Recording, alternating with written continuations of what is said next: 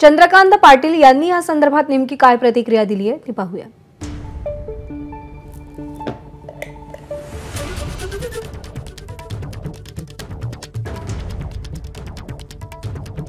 वाद चाललेला आहे कुठला तरी दुसरा राजकीय, प्युअरली राजकीय आहे, सामाजिक आहे, संवेदनशील पण आहे।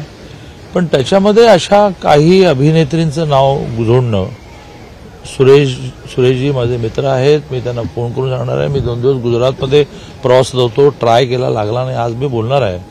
सुरेशजी, कोणाही महिलेची एका अर्थाने नाचक्की होईल, बदनामी होईल असं आपण काही बोलता कामा नये। प्राजक्ता माळीने पण काल प्रेस कॉन्फरन्स घेतली आहे, पण मी सुरेशजींना स्वतः विनंती करणार आहे।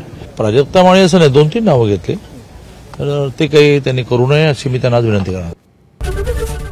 एबीपी माझा, उघडा डोळे बघा नीट।